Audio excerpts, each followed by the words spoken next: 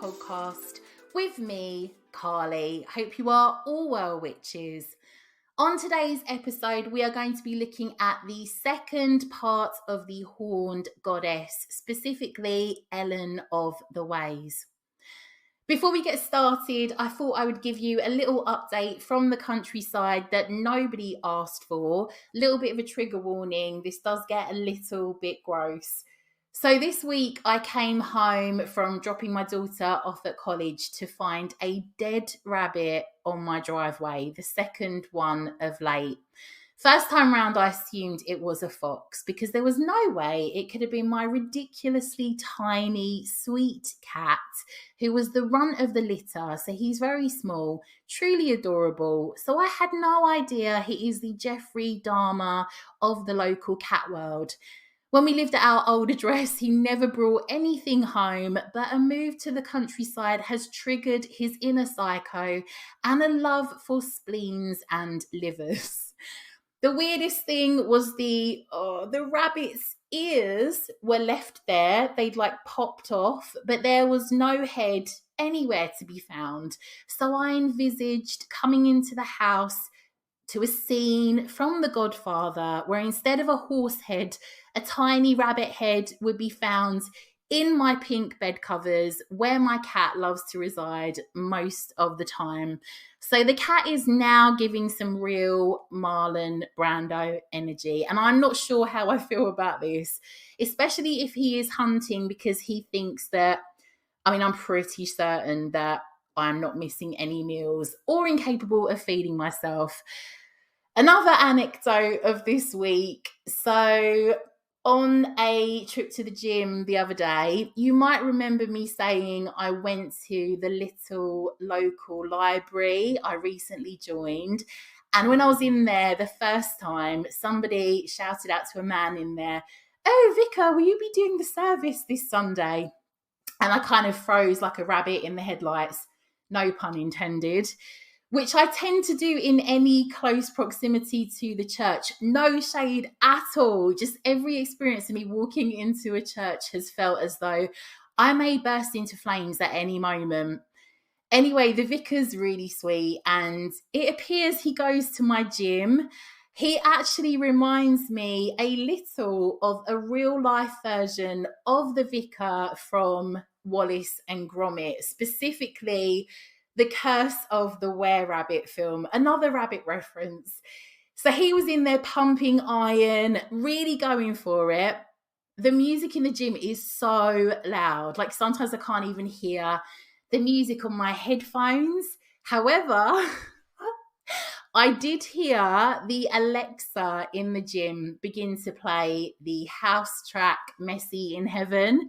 And I proceeded to watch the horror in the vicar's eyes and heard him let out this kind of slight guffaw at the line of the song, "I heard Jesus did cocaine on a night out," and I had to hold in so much laughter. I did catch him laughing afterwards meekly, but it just seemed the most unsuitable song for the gym to be smashing out. Anyway, today's episode, we're going to be looking at Elen of the Ways. It is going to be a long episode. I think I have uncovered so much more to look at that I hope will be of interest.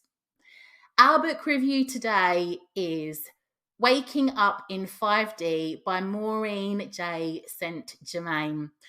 I actually discovered this book via Pinterest. Wanted to go a bit deeper with some of my manifesting. This book didn't disappoint. This book challenged me. I'm not going to lie. I had to reread quite a few bits. I have been working on manifesting for a number of years, but I wanted to understand more about the 5D and energy. So I felt that I would give this a go. I picked up so many things from this book that will stay with me and have immediately influenced different things that I'm doing now. For example, the language I use when I talk about myself, but also concepts around time and aging. I've always believed that words are spells, as do most of us witches. So I genuinely do try to be mindful of the words I use. I think my downfall is I can say self-deprecating things about myself if I'm like paid a compliment or something like that. And I know I need to work on that. So that did bring up a bit of a realization around that. So the book sheds a light on ascension, the 5 dimensions, tools for 5D living, how to know you are there, time and space continuum, recognizing when you are in the higher dimensions, and also activating your higher chakras. So she talks about the concept of, with our time on earth, we can choose between it being like heaven or hell. All manifesting aside, I do believe that sometimes you can be born into absolute hell upon this earth, and your outer circumstances can dictate how your life will play out from the beginning, be it educationally, financially, and the like. And of course, we hear of so many success stories of people that have turned things around completely. I don't mean that if that happens, somebody is doomed to be stuck where they are, but I also don't want to make the Molly May mistake of saying we all have 24 hours in the day like Beyonce, because let's be honest, we all have advantages, disadvantages that may have been cast upon us before we were even born, let alone on our journey. I am a very positive thinker, but I think it would be inexcusable and naive of me to state we can all manifest from the same starting blocks. Anyway, coming back to the book, I think energetically, if we can work with the form of energy that she talks about, the world would be a greater place for us individually and everybody that we come into contact with. I like to think within my own little dimension that I can make my life heaven or hell through the mindset I have, the language I use, the routines that I have. It's my choice what I will receive by what I put out. I also don't buy into the toxic manifesting side where people kind of claim that you need to be positive all the time. I do believe that, so recently I've been doing a lot of work on counseling and things like that, and had a counseling session the other day, and I kind of just cried for 2 days afterwards because I released something that absolutely terrified me. But I didn't kind of in that moment think that's it, like everything I put out to manifest isn't going to come into fruition, because I'd stepped out of that sort of more positive energy. I don't go around avoiding shadow work or any dark emotions that come up, even though I'm trying to manifest things, which I know can be a little bit confusing, even for myself, when people talk about manifesting and so on, and some of the toxic positive messages that are out there. So I'm working on honoring when I have like the overwhelming urge to cry or murder someone through anger, or any of the emotions that come up, without sort of thinking that that's it, I'm not going to manifest what I want. That's what I'm trying to say.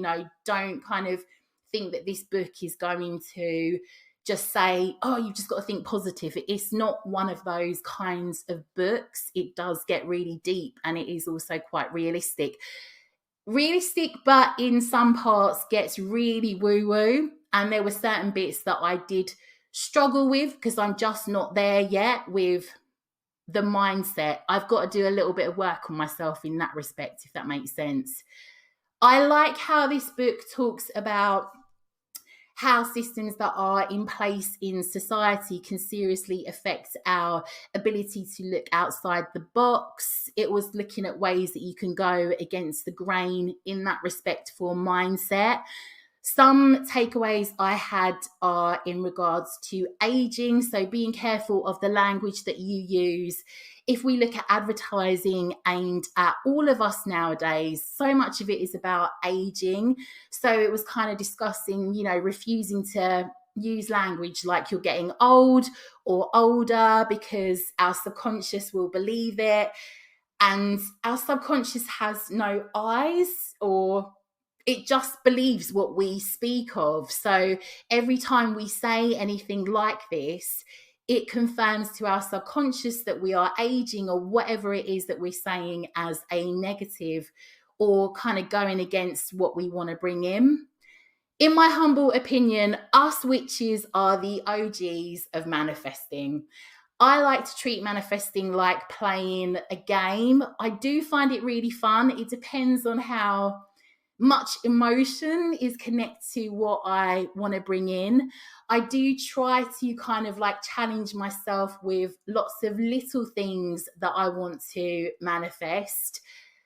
This book talks a lot on the energy that you kind of need to get into. There's some amazing tools to use, but also so much food for thought, especially in regards to how society really is set up for us to not be knowing this stuff. Tinfoil hats at the ready, but it's definitely worth reading to just kind of understand how you can sort of step outside of that matrix.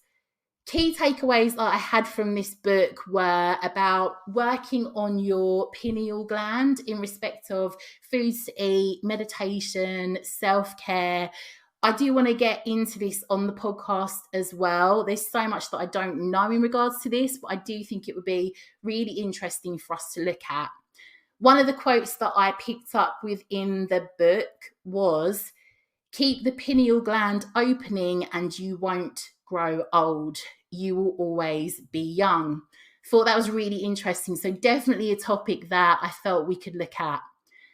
So there were also like different intentions and mantras in there that I could set between me and the universe or angels before I went to sleep, so I could connect even further with my conscious to get clarity on purpose, service, mission.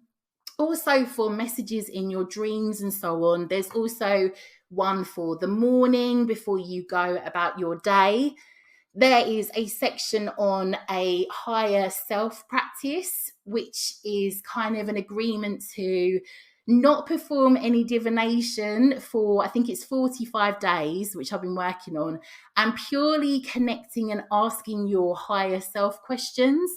This was a really interesting concept because this works on ensuring your ego will want to be best friends with your higher self, because it will trust, following this experiment, that your higher self is the best resource to rely upon and always brings forth your best and highest choices. There are some great tips in this book in regards to not looking back at the past in respect of old beliefs and patterns, so how to release them and not adopt the same going forward. This aspect of the book was fascinating. I really benefited from that section. The only parts of the book I struggled with were when she went into accessing your higher chakras. She got into crystal grids, and I think it's macabre, but I'm just not there yet. It is a part of the book that I would probably come back to. There was also a section on serendipities. So yes, there's definitely more for me to work on with this book. It's definitely a real out there book, which I loved, but I felt like I needed to be in the zone for. I have realized, however, that as a result, I have had so many weird dreams and psychic dreams. I've had 2 events that I had a dream about on the day that they happened. And this has been like really interesting. There's been lots of different messages that I've had through in dreams. This has always been something that I've experienced. I've had like numbers come up in dreams and so on. So I do feel like as a result of the things that I'm practicing from the book, it has led to some activations for me. I've also bored a lot of my friends by talking to them about the concepts in the book. So they've clearly been imprinted on my mind. I'm really passionate about this book. So if this is your thing and you want to make some real leaps and bounds energetically, but obviously with your manifestations as well, I really think this is worth a read. Join me after the break to talk all about the Horned Goddess.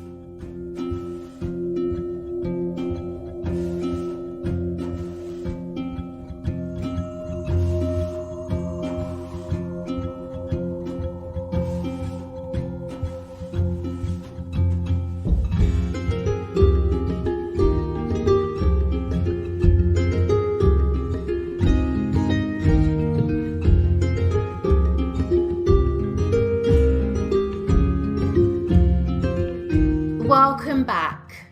So, Elen of the Ways is linked to the times of Beltane, spring, May 22nd and August 18th. And we will get into specifically why those dates. She is linked to the waxing moon phase. The food linked to her is said to be apple. The tree is elder. In respect of animals, all wildlife, but specifically the deer. Colours are green, red, orange. Offerings would be anything from nature, dried preserved flowers, branches, twigs, moss, deer, antlers, naturally sourced of course, raw crystals and stones, white or green candles.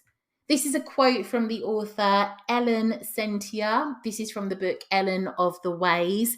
She is one of the authors that I've continuously seen in respect of Elen of the Ways. Most of her work is based on this goddess. Learning Elen's ways will help you learn about the life we share on this beautiful planet. Everything changes, and only so does everything remain. Elen's ways lead us back to knowing this and living it, the art of letting go, of not knowing best, of being full of expectancy but without expectation. This is walking the deer trods. Through the course of time, there have been several different Elens, Helens, and Helenas combined in myth and legend. For some reason, my dad says the word Helen really strange. I don't know, he says it Helen. It always makes me laugh. Elen is a representation of the land of Britain itself, and it is said that she was likely a goddess from a much earlier time, one who could have presided over the dream pathways, a culmination of legend, myth, and history. So through today's episode, there is going to be information from an amazing essay that I came across called Elen of the Ways, Celestial Reindeer and the Tree of Life by Chris Wood. I will link this in the show notes. It is definitely worth a read. I'm not going to try to rewrite this. This chap has done a sterling job in regards to the research that he did in regards to Elen of the Ways. Elen is also linked to migratory birds, the swans and geese which fill the empty winter skies with sound, and to dogs. She is a mother giving her white milk and guiding her offspring across the snow. In the Arctic and boreal forest, it is common to see drinking scoops fashioned of horn, bone, wood, birch bark or tin, sometimes used for catching the milk of semi-domesticated reindeer. Their shape is practical and significant.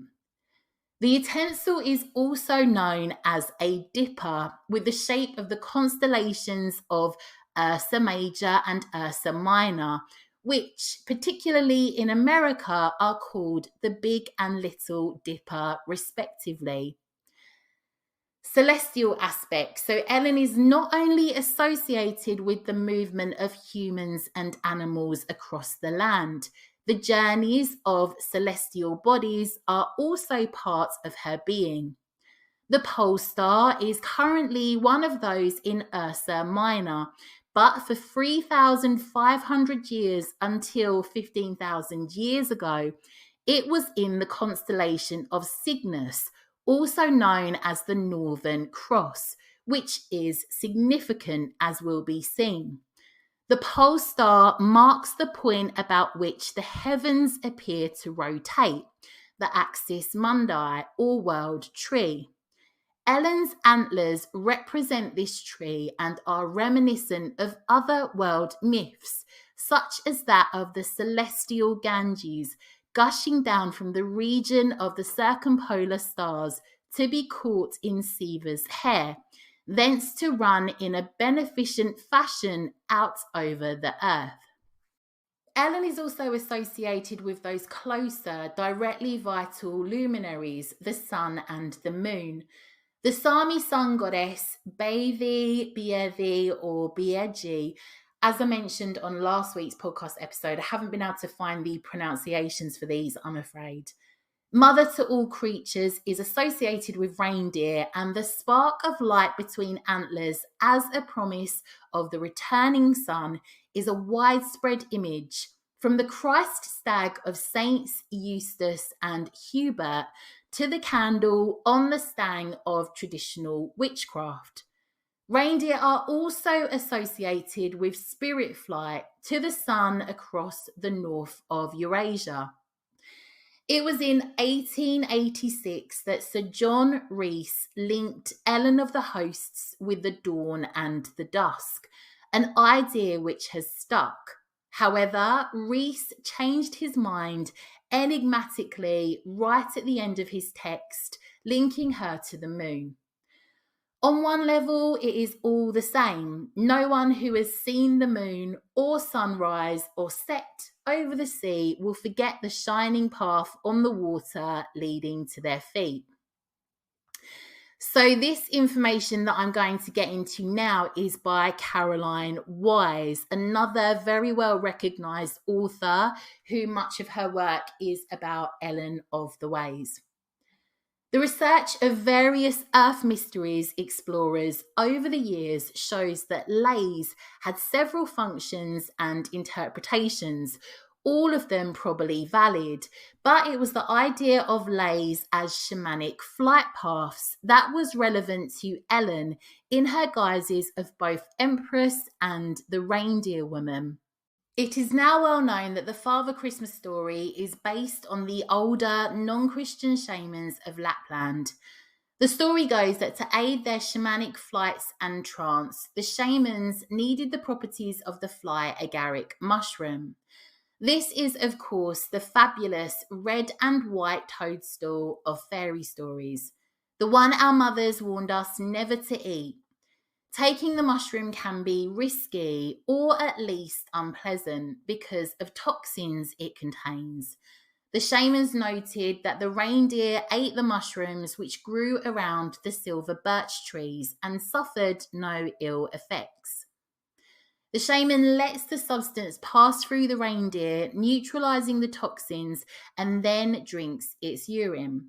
The active ingredients are unaffected, and the shaman enters his trance and begins his flight. Above the snow, he can see the herds, see the predators, and gains helpful knowledge for the tribe. He gains wisdom of the plants and healing. As the fly agaric opens the gateways for him to be able to commune with the spirits of the land, the beasts, and the ancestors, he carries back the gifts of healing and also news of the herds. When finishing his trance session, the shaman would enter the yurt through the smoke hole and slide down the central silver birch pole with his bag of healing plants and his paraphernalia. Father Christmas coming down the chimney.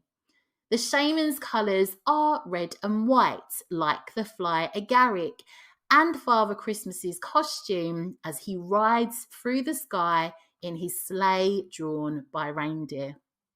Elen is best known from Welsh legend in the Mabinogion, the earliest Welsh prose. Elen appears in the story The Dream of Macsen, Wledig. The historical figure Magnus Maximus or Magnus Maximus became the basis for a number of Welsh and English legends.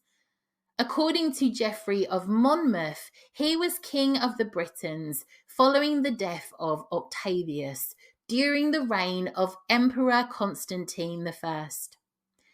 The Mabinogion tells of Macsen Wledig marrying the daughter of a Carnarvon-based chieftain. Although fictionalized, the story has a degree of fact. The tale begins with Macsen Wledig, Emperor of Rome, falling into a deep sleep after going hunting. He dreams of journeys of rivers, mountains, and valleys. Eventually, he finds a great city with a vast castle and a huge fleet of ships. He boards the largest ship, which sets sail along the seas and oceans before arriving at wondrous lands.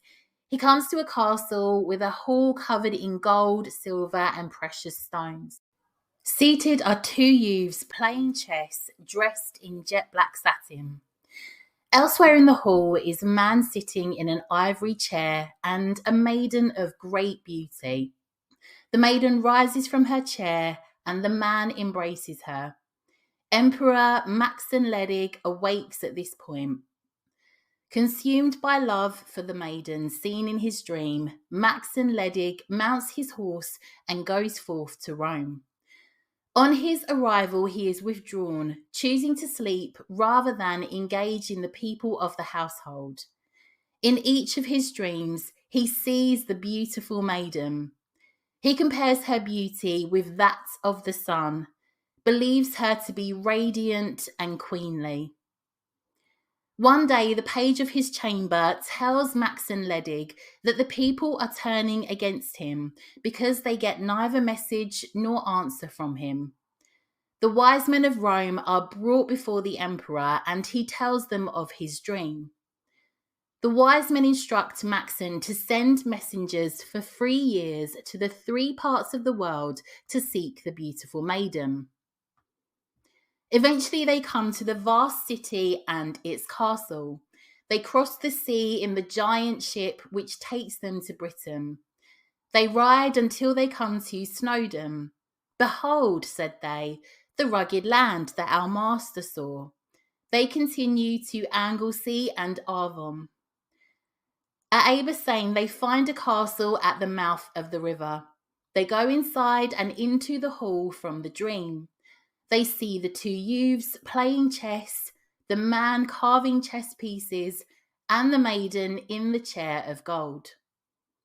The messengers proclaim the maiden Empress of Rome. She tells them she will not go with them to Rome. If Macsen Wledig loves her, he must come to her. They return to Rome and tell the emperor of their findings. With his guides, Macsen Wledig goes to Britain and finds Abersain, the castle of his dream. He sees Kynan and Adion playing chess and their father Eudav, son of Caradoc, carving chessmen. Then he spies the maiden named Elen from his dream. "Empress of Rome," he says, "all hail," and the emperor throws his arms about her neck, and that night she becomes his bride. The following day she asks for Britain for her father and 3 chief castles made for her, the largest in Avon. The emperor grants this. The other castles are built in Caerleon and Carmarthen. The emperor remains for 7 years, building castles and roads throughout Britain. The length of time spent away from Rome means he is banished from returning and he loses his high office. The new emperor threatens Macsen in a letter. The deposed emperor sets off for Rome with his army, vanquishing France and Burgundy on the way. However, he spends a year outside Rome without becoming near to recapturing it. Eventually, he is joined by Helen and her warrior brothers and Kynon and Adion, sons of Udav. Kynon and Adion construct a ladder for every 4 men of their party. While the warring emperors break their fighting to eat, the Britons breach the city walls. The new emperor, unable to arm himself in time, is slain along with many others. For 3 days and nights, the Britons fight to retake the castle and city, unbeknownst to Macsen Wledig. Macsen complains to Helen that her brothers have been unable to conquer the city. She replies that the wisest youths in the world are my brothers. Go thou thither and ask the city of them, and if it be in their possession, thou shalt have it gladly. The gates of the city of Rome are opened, and the Emperor Macsen Wledig once again is seated on the throne, with all the men of Rome submitted themselves unto him. The Emperor gives Kynon and Adion leave to vanquish any region in the world they may desire to rule. The brothers conquer lands, castles, and cities in the Armorica region of Gaul, which contains the Brittany Peninsula, slaying men and sparing women. After many years of this, Adion returns to Britain, leaving Kynon to rule over the rest. Kynon and his men then cut the tongues out of the women to prevent them from having their speech corrupted. Because of the silence of the Armorican women, the men of the region became known as Britons. I will link the version of that story in the show notes. And again, to any of our Welsh listeners, I'm really sorry if I've butchered any of the pronunciations. It's not for the want of trying. The Welsh saint day of Elen of the 22nd, connecting her to spring. Elen is also honoured at Beltane when she opens the roads to travellers. Elen of the Ways as Lady Sovereignty is making me think of the 2000s female rapper Lady Sovereign. Oh my goodness, that came out the crevices, the depths of my mind. So Elen of the Ways as Lady Sovereignty is said to be concerned overall with the balance of the energies of the land with that of the king. The land was considered as feminine, and it was the king who brought fertility and renewal to the land, which couldn't have been done by the female. This story isn't saying Elen as a female couldn't have ruled. Many queens did, but points to the need for a king to ensure the land's fertility and renewal. Elen is a guardian of the land and all its inhabitants, focused on maintaining all of their well-being, best interests, and ensuring these are continued to be supported. The sovereign king ultimately is there to serve her, the land, the inhabitants, and although this is important, unlike her, he is expendable and can be replaced. Alongside all the inhabitants, Elen of the Ways is considered to protect all roads, paths, the energies that flow through the land, including underground and overground waterways and ley lines. So this is a little bit more from Caroline Wise again. Elen is Macsen's Shakti, an Eastern term for a divine woman who arouses the Kundalini in a magical way. In her Western form, she is the Grail bearer, holding within her the sacred cup from which the royal line continues, along with the secret sexual magic that activates the energies of the land, bringing fertility and plenty. But Lady Sovereignty, like Diana of classical myth in her grove at Nemi, has to be one. The man who is to be king, who must mediate and radiate the sexual energies throughout the land, must be strong and true.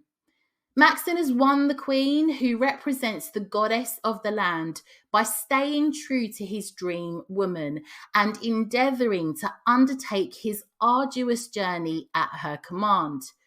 To order the Emperor of Rome to do your bidding shows here the power that Elen holds. She bestows his sovereignty. The dream of Macsen, however, contains several interesting motifs.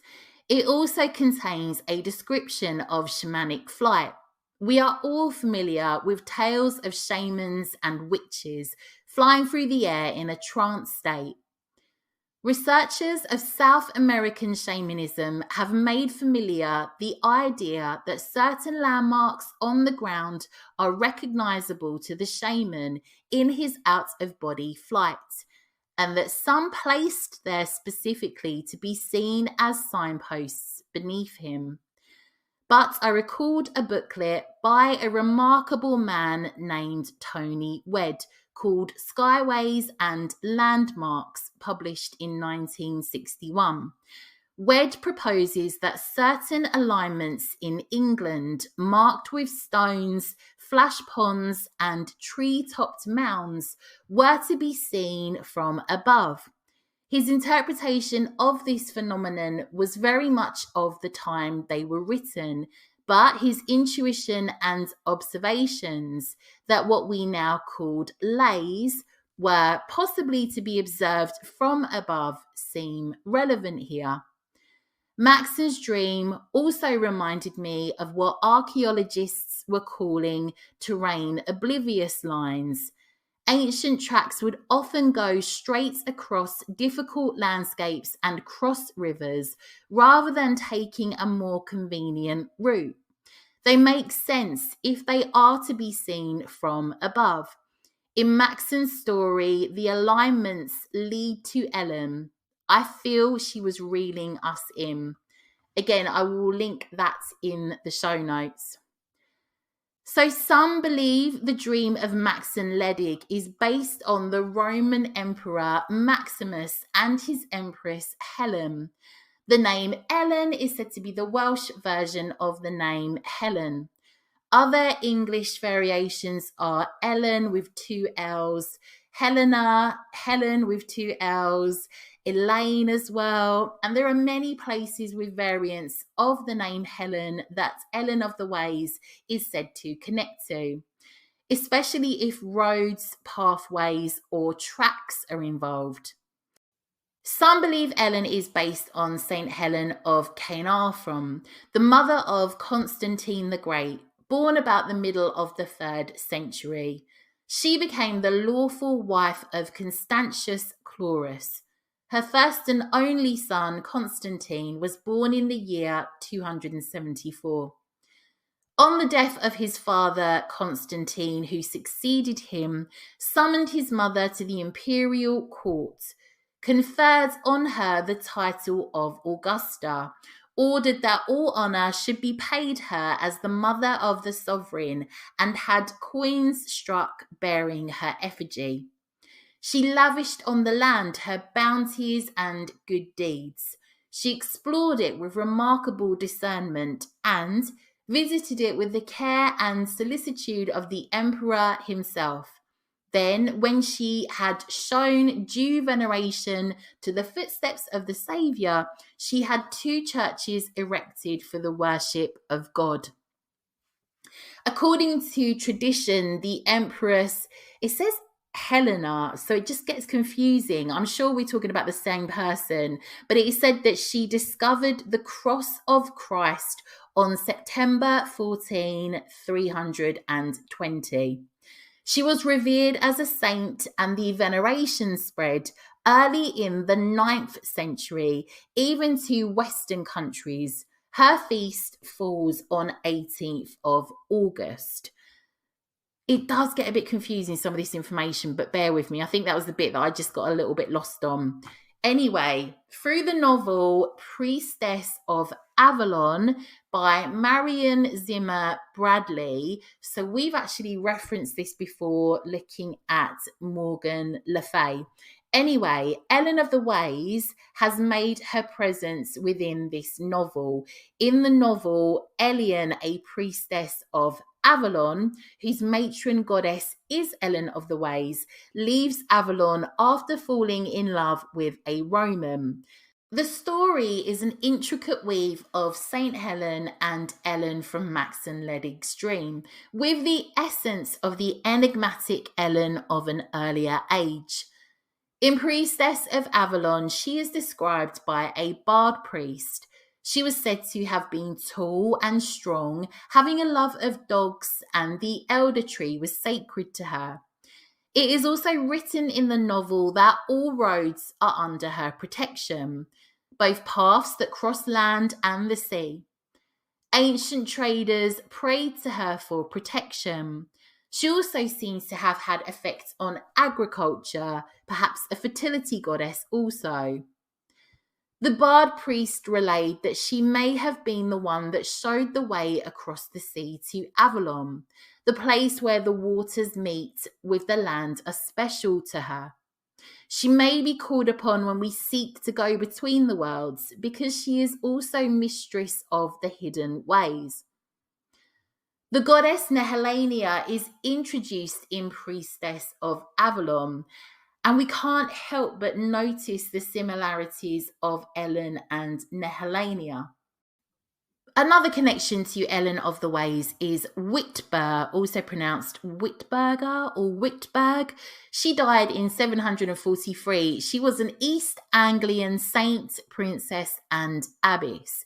According to tradition, she was the youngest daughter of Anna and the king of the East Angles, but it is suggested that the royal connection was probably a fabrication. So one story says that the Virgin Mary sent a pair of female deer to provide milk for Witber's workers during the construction of her convent in Norfolk, in Derham. When a local official attempted to hunt down the does, he was thrown from his horse and killed. Witber died in 743 and was buried at Derham. Her body was said to be uncorrupted by age or decay when her tomb was opened half a century after her death. And the church and the tomb have subsequently become a place of pilgrimage. So John Rees, who originally linked Elen of the Hosts to the moon before changing his mind, also connected her to the Welsh goddess Arianrhod through a tradition he discovered in Caernarfon in Wales. Actually worked on a podcast episode for the Patreon about Arianrhod. I think she's a fascinating Welsh goddess. Anyway, she was said to have 3 sisters that lived in her castle in the sea, one of them being called Elen. This brings us nicely to Elen's association with the North Sea goddess Nehellenia, possibly one of the closest deities linked to Elen. And it could be that as the land changed, so did the deity early people worshipped. So we are now coming back to that wonderful essay, Elen of the Ways, Celestial Reindeer and the Tree of Life by Chris Wood. As the glaciers declined in the late Paleolithic era, the climate became warmer and sea levels rose.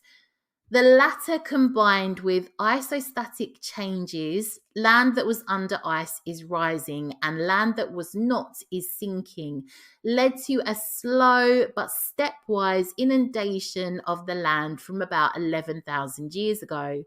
By the end of the Mesolithic period, around 6,000 years ago, Doggerland was gone. It seems plausible that a deity once associated with the Paleolithic reindeer herds could well have become associated with changing fauna as the glaciers retreated, the land warmed, and the reindeer retreated northwards, following the boreal forest.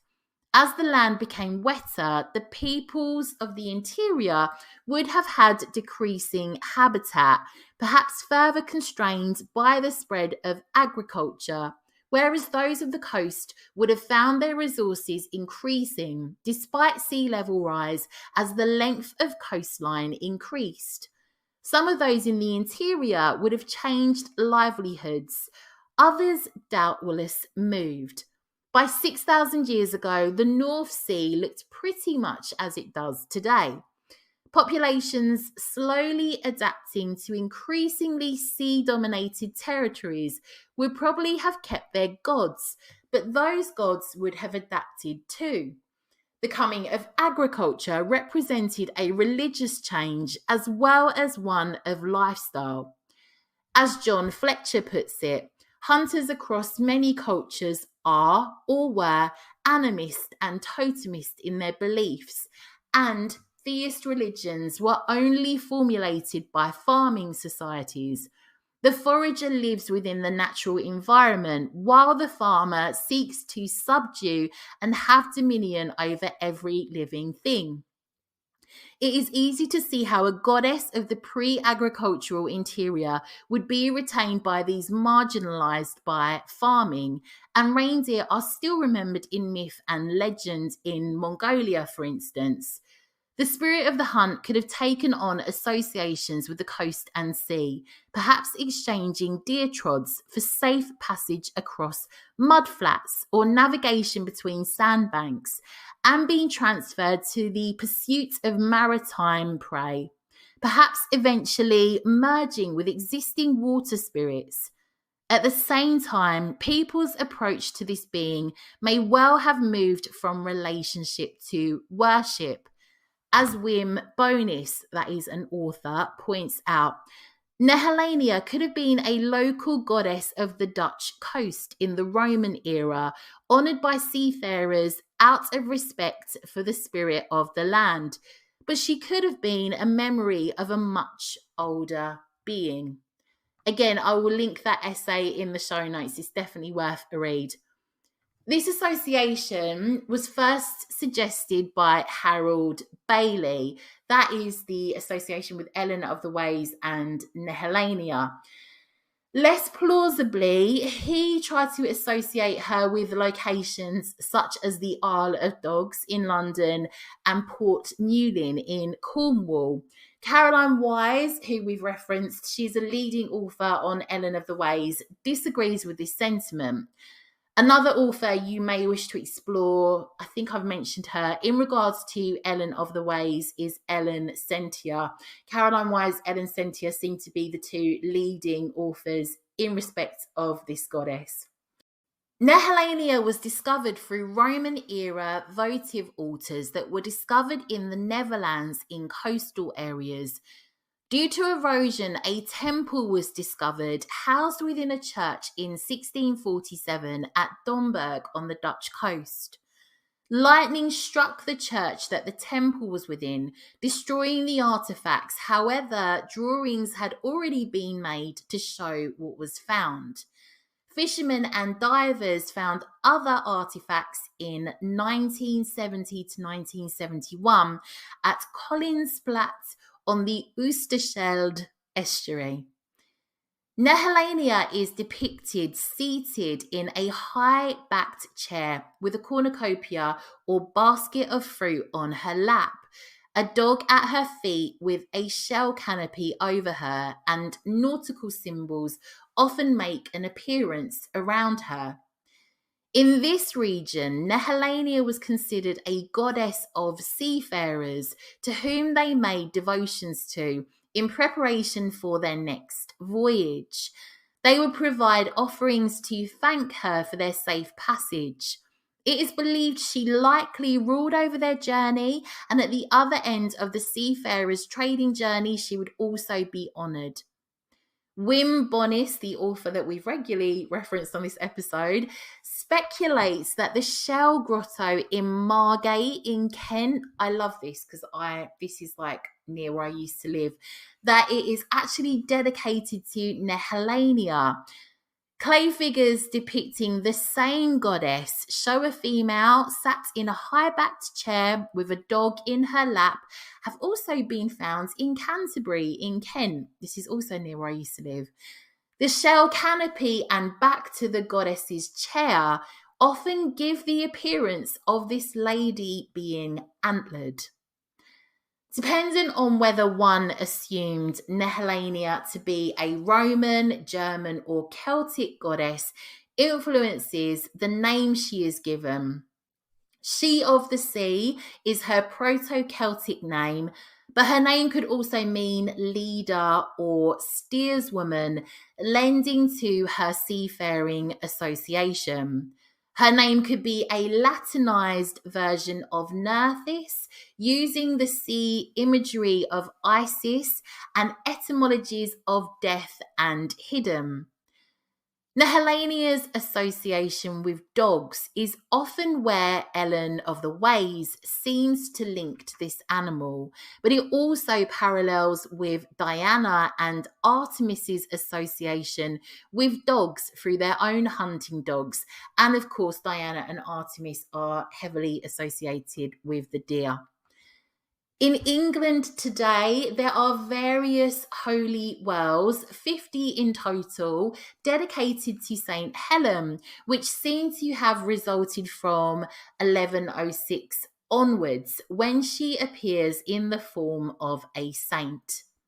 In Abbots Bromley, Staffordshire, to this day, there is a horn dance carried out that reflects the identity of the area and is a ritual of protection, of prosperity, that likely originated from an ancient hunting rite.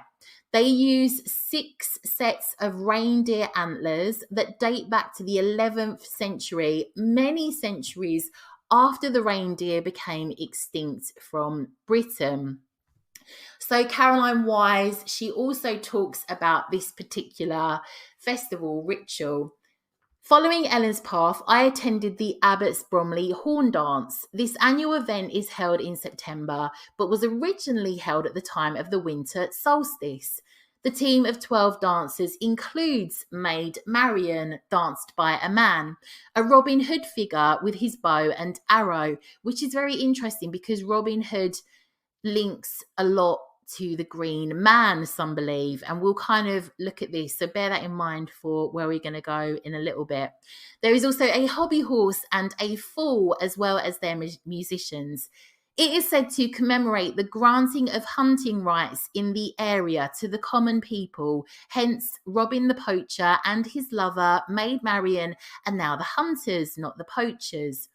The dance starts at 8 a.m. when the horns and dancers are blessed by the vicar and lasts all day, with the dancers carrying 6 sets of antlers, 3 black and 3 red. With its weaving step, it is haunting, atavistic and engaging, that's a new word for me this week, and quite an endurance test, given the length of the dance and the heavy weight of the antlers. Mounted on wooden deer heads, they can weigh up to 25 pounds. These antlers are kept in the church of St. Nicholas. With a touch of geomantic magic, they must never cross the parish boundary. When the dancers are invited elsewhere, a set of red deer antlers are taken. So another way that the horned goddess appears is in Norfolk, where they venerate the Lady of the Chalk and the Lord of the Flint. In this region, chalk is the bedrock. It provides land from the sea and life from what has gone before. The flint, in turn, is born of the chalk and provides tools, buildings, and defence. The chalk lady is depicted antlered or wearing the horns of the chalky moon on her head. There are 5 churches in the county dedicated to St. Helens also, along with a well at Santon Downham. So, there are a few images of Elen of the Ways adorned with vegetation, a horned goddess of the beasts, or a goddess of flower and fauna, and she appears much like a consort of the Green Man. Her powers in this form are said to be strongest at dawn and dusk, which again ties to the liminal times when deer are usually seen. As the Green Lady, it infers she is the land itself. Some believe that Elen of the Ways should have been equated with a Cailleach and not Brigid. Many also believe Bridget and Ellen of the Ways have many similarities, especially with the light concept. So coming back to Caroline Wise, a lady that knows her onions when it comes to Ellen of the Ways. As the Green Lady, she peeps out between the trees in forests and woods. As a British Venus, goddess of gardens, she is the flower bride. At her holy wells, mainly to be found in the north of the country, the UK, she is guardian of the underground streams that carry the sacred waters. These underground streams have themselves become a metaphor for the secret continuation of sacred wisdom. She is the guardian of the ancient trackways, the lays, the Kundalini currents in nature, and as the horned goddess, she leads us to the first trackways, the migratory tracks of the reindeer, and later she leads us to the path of the red deer through the forests. From here, she leads us to the lost shamanism of the Isles of Britain, and we can follow her across Scandinavia, Russia, Mongolia, Siberia, India, and beyond. So if you are feeling the call from Ellen of the Ways, perhaps as a goddess that you wish to work with, I have an initiation ritual from the website orderwhitemoon.org. This ritual is apparently best done at the waxing of the moon, a time that beginnings are best and journeys reveal themselves. Your intent may be to find your way through a lost feeling or time on your path. Gather the following ritual items and place them upon your altar. 1 small bowl filled with soil placed in the north. 1 small bowl filled with water placed in the west. A small mirror placed in the center next to a white candle. A white candle placed in the south. And another candle, color is your personal choice, placed in the center. It says, keep in mind that you'll be reaching across a flame, so dress accordingly. So no long witchy sleeves, please, witches. Create a sacred space in whatever way you are comfortable in doing. Cast your circle. You are creating a circle of power and acknowledging the elements with this circle chant. Circle your space 3 times, chanting the following words, like the white candle on your first pass. By earth, by air, by fire, by water, Ellen of the Ways, please come to your daughter. Once you have made 3 passes, go to the center and close your eyes. Visualize the essence of Ellen of the Ways. Bring her essence into you through your breath. Breathe in through your nose, straight into your belly, and hold it for a moment. Then release the breath slowly through your mouth. Visualize her guidance, her guardianship, her strength and wisdom of life's journeys. Breathe these qualities into your being and let them mingle with your very own goddess qualities. Know that Ellen of the Ways is walking the path with you. When you are fully aware of her essence, open your eyes and light your personal candle. Now it is time to bless yourself in the following manner. As you say the following, first lightly dip your finger into the water and then into the soil. Using your finger, draw on your forehead the symbol of a circle. This symbol represents the journey you are on, the path that you seek. Sometimes we may be inclined to think that we go from one place to another, when perhaps it is that we go in a circle, but with each pass, we grow the things that we need or weed the things that we no longer find useful. In ways, we are much like a garden. We are never the same as we were before. Hold up the mirror so you can see your symbol. Notice how each pass around may darken, lighten, or smear it. Notice the path it takes. These are words that you will wish to chant, or you might wish to use your own. Herein lies the garden of me. I shall nurture, cultivate, explore, weed, and then revel in the intricacy and the beauty of my garden. Long may I reap. Speak this last sentence with a strong voice, letting the energy of Elen that you breathed in earlier flow back from where it came. Thank you, Elen of the Ways. I thank you for your guidance, guardianship, strength, and wisdom of life's journeys. Thank you for walking the path with me. Hail and farewell. So close your circle in the manner in which you are most comfortable. Ground and center, extinguish candles. You may wish to make an offering of the soil and water in honor of Elen of the Ways and yourself, if you wish. So I sort of talked you through that, but of course I will link that in the show notes if you wish to use that going forward. That's all I have for you today, witches. I appreciate it's quite a lot. I know we got really deep, but I hope it was of interest.